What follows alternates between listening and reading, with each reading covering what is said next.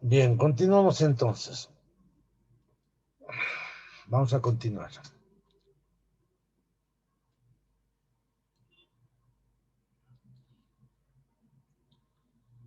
Entonces, por todas esas consideraciones que les he dicho, es importante el conocimiento de oído. El oído va a presentar tres partes. Un oído externo, que está constituido por el pabellón auricular y el conducto auditivo. Un oído medio que se llama caja del tímpano o simplemente oído medio. Y un oído interno que correspondería a las dos partes funcionales principalmente vestibular y auditiva, la porción vestíbulo coclear. Así es. Entonces, vamos a hablar de estas tres partes y vamos a darle su importancia. Tenemos entonces el conducto auditivo externo y el pabellón auricular como parte del oído externo. Vamos a empezar a hablar de los dos, ¿ya? De los dos elementos anatómicos de esta parte. Aquí tenemos el pabellón auricular. ¿Ya? Este es el pabellón auricular. El pabellón auricular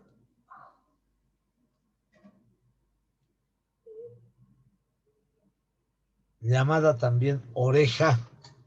Oreja, para el ser humano no es más que un ornamento, es una parte que está ahí presente, pero no tiene una función vital, por ejemplo, como la tienen nuestros pesitos, nuestros gatitos, otros felinos, etcétera, o otros vertebrados inferiores al hombre.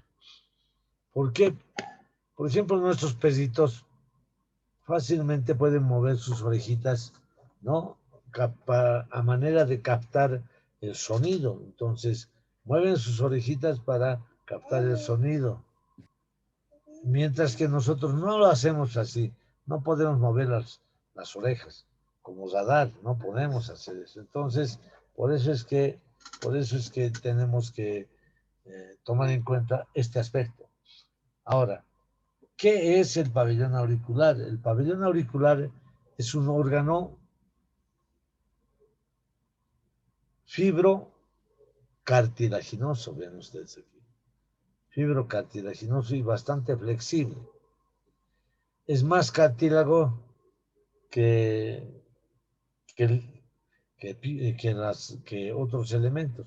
Tienen un componente más o menos de 2/3 de cartílago y una parte solamente de piel y ligero, escasísimo tejido celular subcutáneo. ¿Ya? Ustedes pueden manipular su oreja. Si la comprimen, vuelve a su estado natural. O sea, hay una flexibilidad importante por la presencia de cartílago. ¿Qué vamos a observar aquí? ¿Dónde se encuentran implantados los pabellones auriculares? Los pabellones auriculares se encuentran implantados a ambos lados de la región infratemporal, o sea, debajo del temporal estamos encontrando un poco por detrás. Ahí se encuentran en las regiones laterales, detrás de la articulación temporomandibular, ¿ya? Y detrás del conducto auditivo externo, este es el conducto auditivo externo, aquí atrás se encuentra.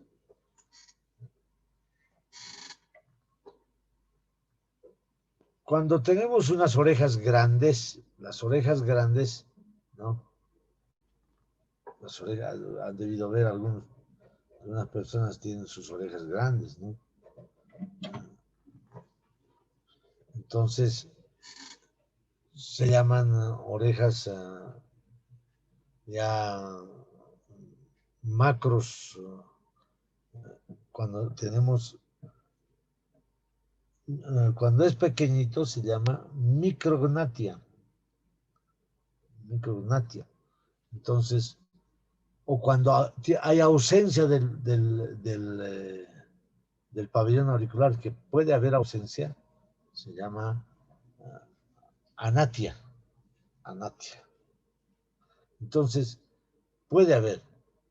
No, si digamos no hay, pero si vemos, no hay pabellón auricular, hay personas que no tienen, pero sí tienen conducto auditivo interno, caja del tímpano y oído interno, oyen bien, sin ningún problema, ¿no? Como pueden ver, ustedes pueden ver en la calle, en cualquier lugar, o cuando sean médicos, vienen a la consulta pacientes sin pabellón auricular, que no tienen problemas, viven sin problemas, solo que estéticamente ellos tienen el problema de que todos le miran que no tiene oreja, ¿no? Pero eso, si nosotros comprendiéramos el por qué no tienen, sería distinta la cosa, ¿no? Son problemas congénitos con los que tienen oreja pequeña. Por ejemplo, en el síndrome de Down tienen oreja pequeña, ¿ya? O en otro tipo de pacientes que hayan tenido, o mujeres que se hayan embarazado y en la época en la época embrionaria han ingerido tóxicos, medicación no adecuada, que ha sido tóxica para el embrión, entonces puede haber deformaciones o alteración en la formación del pabellón auricular. Eso es lo que tomamos en cuenta. Ahora, ¿qué partes va a tener el pabellón auricular? Una parte, bueno, periférica, porque la forma que tiene el pabellón es oval, tiene una forma ovalada, tiene una elevación que va a ir por el reborde auricular desde la parte media de la región anterior. Esta elevación se conoce con el nombre de hélix. Este es el hélix, ¿ya? Que está en la parte periférica.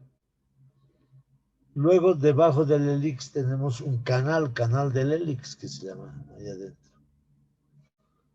Al frente del hélix tenemos otra elevación más corta, que se conoce con el nombre de antehélix.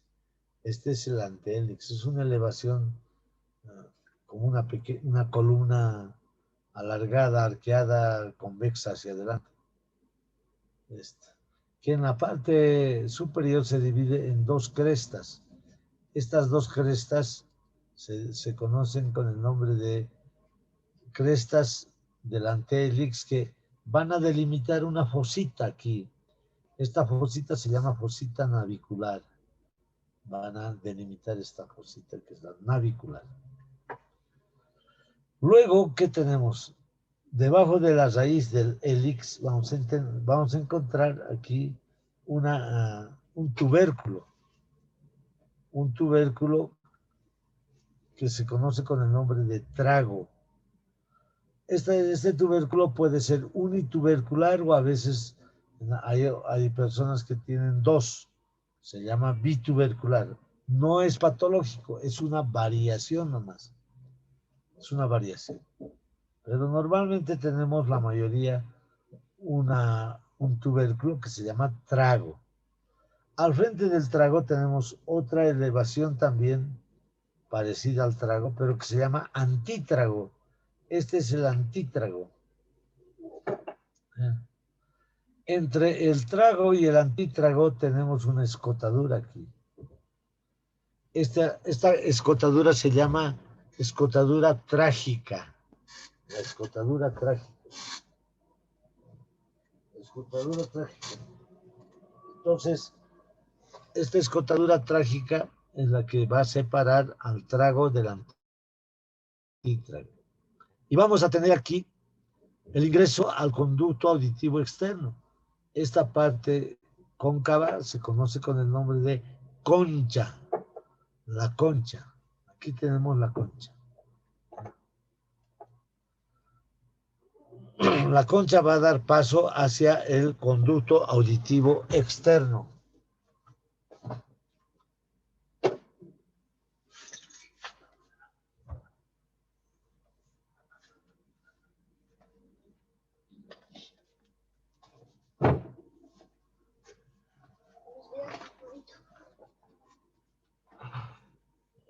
Entonces, estas son las estructuras que van a constituir las partes del pabellón. En la parte inferior, terminamos con eso, encontramos el lóbulo de la oreja. Si ustedes se palpan el lóbulo, es blando, suave, ¿no? En relación al resto del pabellón auricular. El resto del pabellón auricular está constituido por cartílago, excepto esta parte que no tiene cartílago. Pálpense ustedes.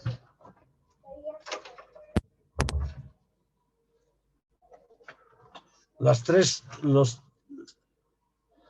cuartas partes del pabellón auricular tienen cartílago, excepto el pabellón auricular. Excepto el pabellón auricular.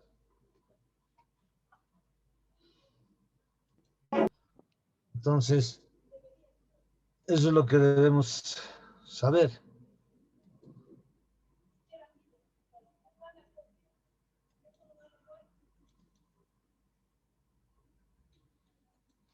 Entonces, si ustedes se palpan, la parte inferior del pabellón auricular es simplemente piel y ligero tejido celular subcutáneo. Y no hay cartílago, en el resto sí hay cartílago. Entonces, jóvenes, es justamente esto que vamos a tomarlo en cuenta como parte de lo que hoy en día lo han vuelto la moda. Es una moda que no tiene un principio científico. Entonces, esto es lo que vamos a ver en el pabellón auricular. ¿Cómo está inervado el pabellón auricular? Está inervado por el plexo cervical, por el quinto par principalmente. ¿Ya? Vamos a ver aquí. Aquí está la estructura cartilaginosa del pabellón auricular. Todo esto es cartílago, excepto, miren, aquí abajo no hay nada en el lóbulo, ¿no? Y todo el resto tiene el antehélix, el hélix, la concha, el trago, el antítrago. Tienen cartílago, pero el lóbulo no lo tiene. Aquí está la irrigación del pabellón auricular. Está irrigado el pabellón auricular por esta arteria. Es la arteria temporal superficial que va a dar ramas hacia el pabellón auricular. ¿Ya? Tiene rica irrigación en la oreja. Ahora, aquí hay un traumatismo de la oreja. Porque no tiene tejido celular subcutáneo, rápidamente se puede inflamar esto. ¿Ya? Se inflama. ¿Ya? Se inflama rápidamente en esta parte. Aquí, por ejemplo, hay un corte del pabellón auricular. En nuestro medio han habido, bueno, hemos podido reconstruir pabellones auriculares. Me recuerdo con el doctor Rolando Cartagena, que era nuestro director y médico, que aquí en la clínica de la universidad hemos operado muchos de estos casos por agresiones o por reyertas públicas, peleas.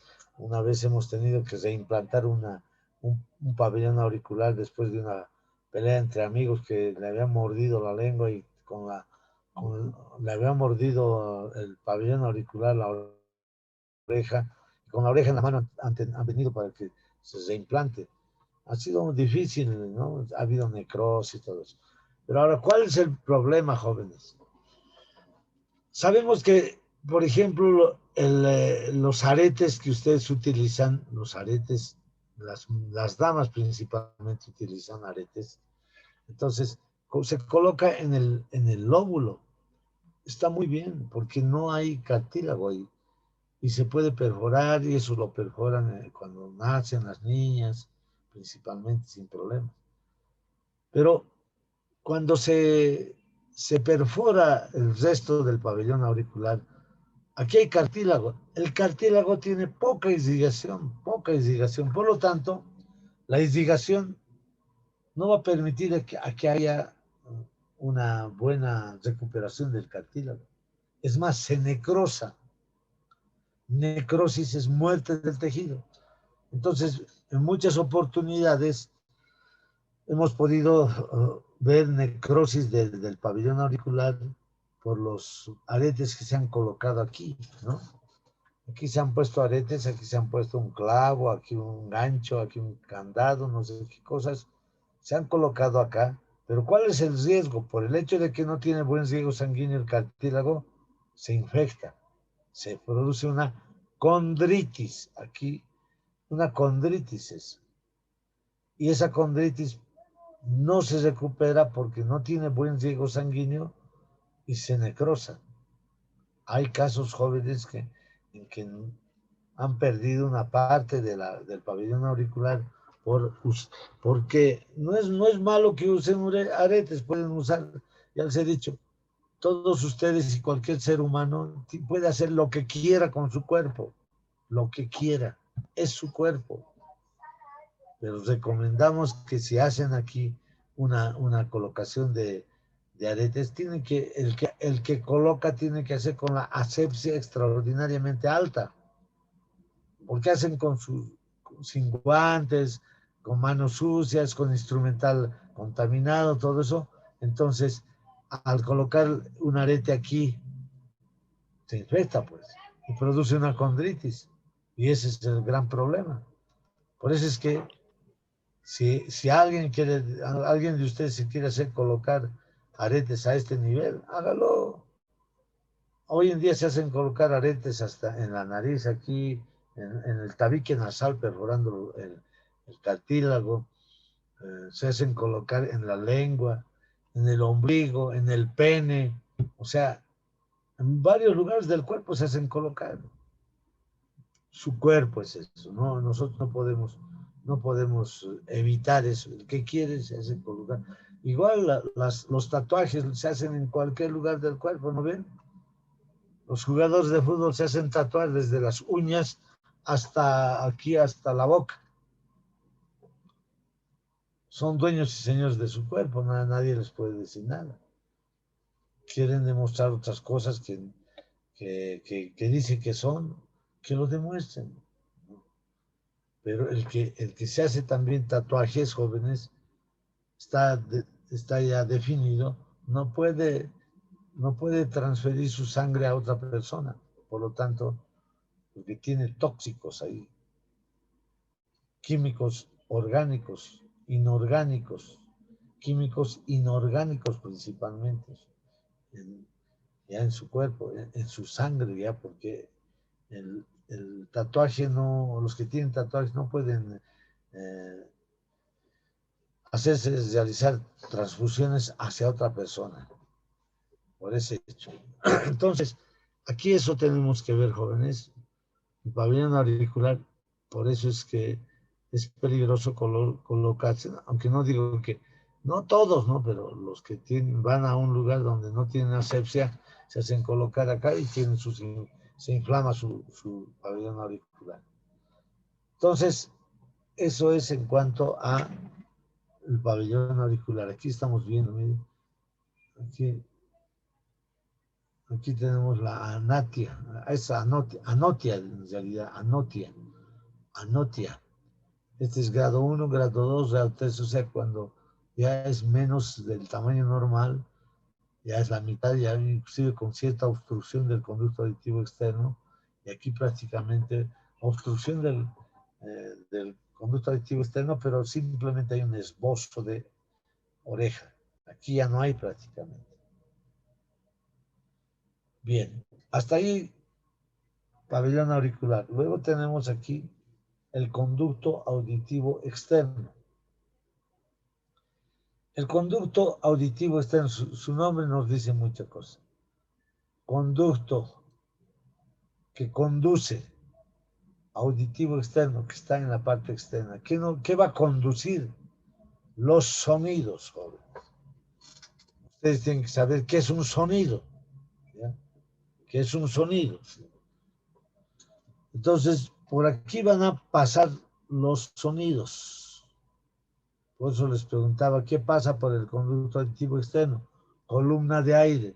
¿Y qué hay por el aire? ¿Qué pasa? Los sonidos, pues. Entonces, el conducto auditivo externo, que es este, tiene una longitud de 2,5 centímetros en un adulto. ¿Ya? Se dirige como si, o sea, desde el conducto auditivo externo se dirige como si estuviera mirando hacia la nariz, hacia abajo y hacia adelante. Así es. Este es el conducto auditivo externo. Está constituido principalmente por piel, aquí viene piel, la continuación del pabellón auricular es la piel que viene aquí adentro, y principalmente de hueso y parte de cartílago. Por eso el conducto auditivo externo es un conducto osteocartilaginoso, revestido de piel. Entonces, aquí, ¿qué tiene la piel? La piel va a tener folículos linfoides, principalmente aquí, pelos, ¿no? En este lugar no hay glándulas sudoríparas, por si acaso, pero hay glándulas sebáceas, sebo se produce. Ahora eso, por ejemplo, jóvenes, no es necesario que cuando hay mucho cerumen que se produce ahí, cerumen, no hay que estar metiéndose palitos de fósforo, cotonetes, se meten agujas, se meten ganchos, no sé qué cosas, qué otras cosas más, por supuesto, para decir que están limpiando eso. Hay un mecanismo natural que sale de acá, que es la eliminación de por sí. Se va a ir eliminando el cerumen, jóvenes, en exceso que puede producirse aquí, el cerumen. Se va saliendo. Pero si digamos, se mantiene ahí, se puede ir formando un tapón de cera y tapona aquí el límite profundo del conducto auditivo externo, que es la membrana timpánica. Esta es la membrana timpánica. Es el límite profundo del conducto auditivo externo. Entonces, ese cerumen se forma un verdadero tapón y va a ir a taponar la membrana timpánica, produciendo hipoacusia. Primero es disminución de la audición y después ausencia de la audición, acusia. Puede haber después acusia. Entonces, eso es lo que puede producirse aquí en el conducto auditivo externo, ¿ya? La presencia del cerumen. Aquí hay un cerumen. Y hay unos pelitos también, los vellos que se encuentran en el ingreso al conducto auditivo externo, que sirven para evitar a que el polvo ingrese al conducto auditivo externo. Entonces, eso es lo que tenemos que indicar en cuanto al conducto auditivo externo en su estructura. ¿Cuál es la inervación y cuál es la irrigación? Está irrigado el conducto auditivo externo por ramas de la arteria temporal superficial que hemos visto.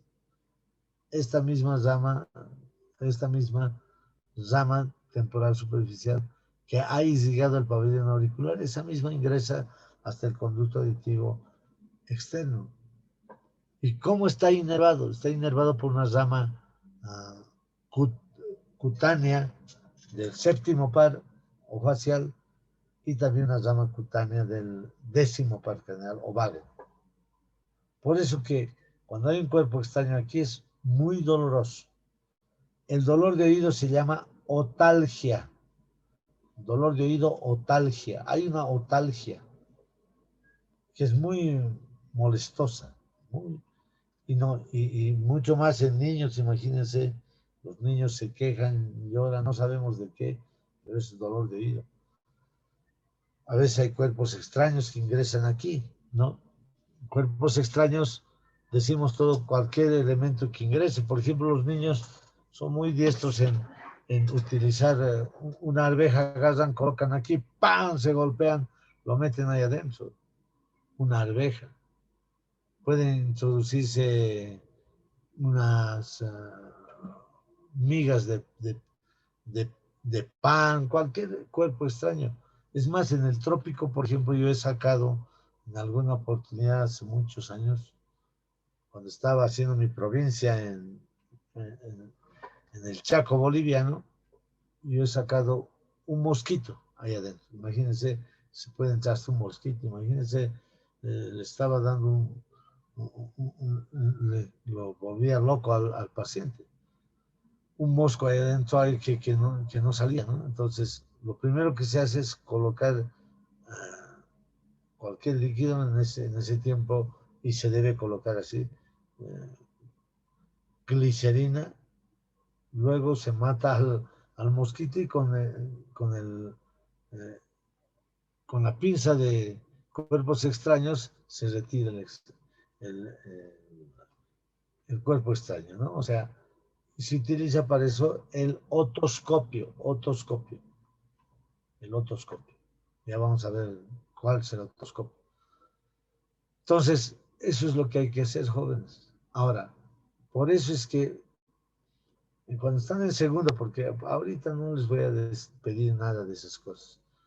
En el segundo curso, o diré en el segundo semestre, cuando estamos ya en el último mes de llevar la cátedra, yo les daba siempre un listado de, de todo lo que necesitan para tener su botiquín. Probablemente ustedes también tienen su botiquín en su casa, pero no saben cómo debe estar equipado, ¿no? Yo les doy la lista de todo, y me tienen que presentar como parte de la evaluación del examen final. Ese es su botiquín. Todos deben tener un botiquín donde tengan su fonendoscopio, su tensiómetro, su pantoscopio, sus medicamentos. O sea, una caja donde está el botiquín completo, pues. Ahí deben tener su anestésico local, jóvenes, si lo caen al 2%.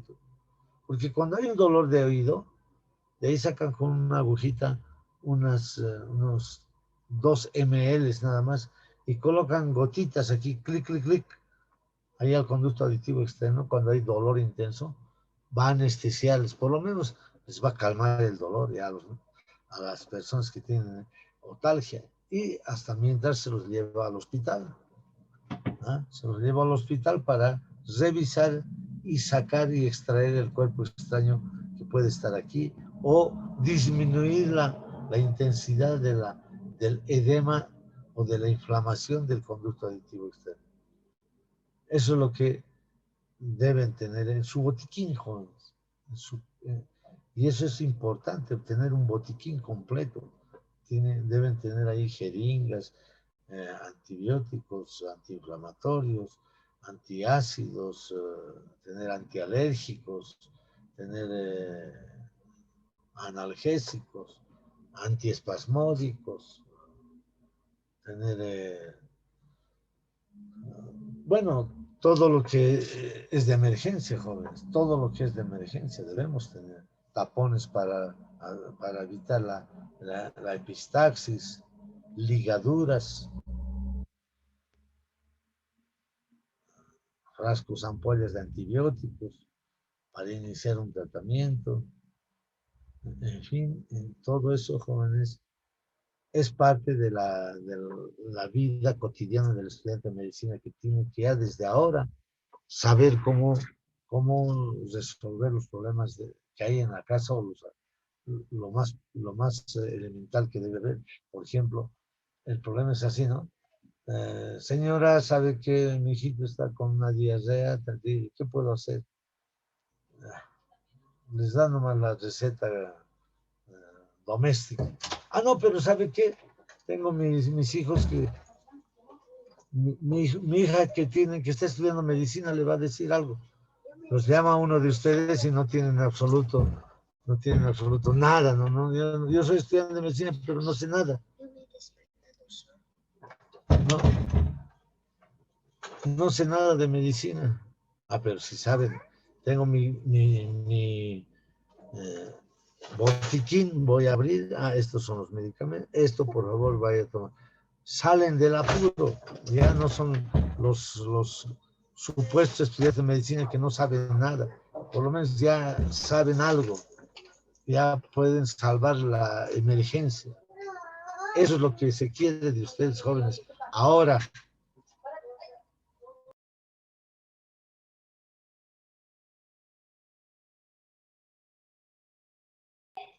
entonces, eso es lo que tienen que hacer ustedes, jóvenes.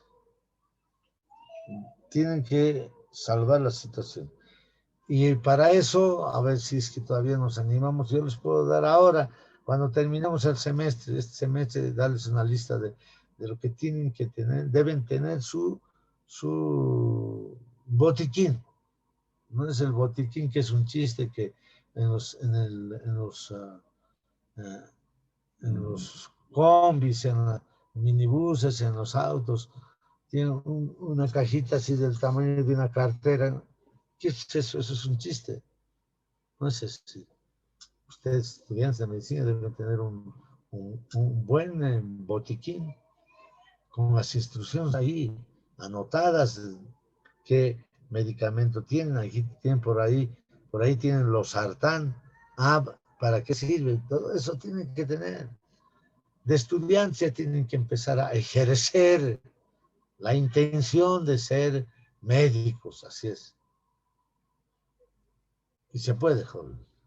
¿Sí? ¿Saben que yo les digo una cosa? Antes, ahora ya no es así, pero antes, hace unos 20, 30 años, las auxiliares de enfermería hacían un curso de 6 meses, un año. Ya eran auxiliares de enfermería y estaban trabajando en el hospital. ¿Ustedes van a estar un año en medicina y no van a saber nada? No, pues, ya tienen que saber, por lo menos, administrar su botiquín, saber qué es lo que tienen en su casa. Una herida ahí, a ver, ¿con qué hay que hacer? A ver, es una herida, hay que suturar. Mínimo tienen que saber suturar, joder. Una herida en la mano. ¿Quién no se ha cortado con el cuchillo? Ahora no se necesita suturar, se lava muy bien y se afrontan los labios con un microporo y se acabó. O sea, todas esas cosas tan elementales que seguramente les deben estar dando, ¿no? Tienen que ponerla ya en práctica ustedes. Pero para eso deben tener los medios adecuados. Y eso yo les voy a dar un listado con anticipación y me van a ver si me presentan, pues yo les voy a usar como calificación. Si es para ustedes, no es para mí. Yo no les voy a decir, háganmelo un botiquín y me van a entregar. Yo me voy a hacer cargo de eso. No, ustedes mismos. Botiquín para su casa, para ustedes, para que manejen ustedes. Y eso tienen que hacer, jóvenes. Para no estar gastando en cosas que no sirven. Gasten algo que les va a ser útil. Así va a ser. Bien, eso es el conducto auditivo externo. Luego del conducto auditivo externo, nosotros vamos a entrar ya ahora al oído medio. O sea, el oído externo está constituido por pabellón de auricular y conducto auditivo externo. Hasta ahí hemos llegado. Ahora vamos a ir a la caja del tímpano, que es esta. Para que nosotros entremos a estudiar la caja del tímpano, todos ustedes, y les estoy diciendo con anticipación, jóvenes, no es, y si no lo hacen, no los voy a evaluar en oído. Todos deben tener un cubo. Porque voy a explicar ahora, o para hoy día debían haber traído, pero yo para la próxima traigan todos un cubo, más o menos de 15 por 15 centímetros, 15 de altura, 15 de ancho, de espesor, así 15, de 15 centímetros de todo lado, para que se anoten qué es lo que vamos a describir en las paredes. Por ejemplo, se han aplazado justamente por no hacer el paralelepípedo. Ahora, no es que no les voy a aceptar que no traigan, sino no voy a hablar con los estudiantes que no tengan un cubo, porque el cubo es para aprender, es para ustedes, no es para mí. Ya no les voy a pedir para que me lo hagan el cubo, es para ustedes.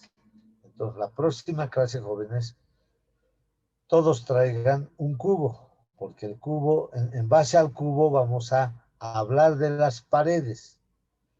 Vamos a encontrar, por lo tanto, en la caja del tímpano, por eso se llama caja del tímpano, un oído medio, vamos a tener 6 paredes.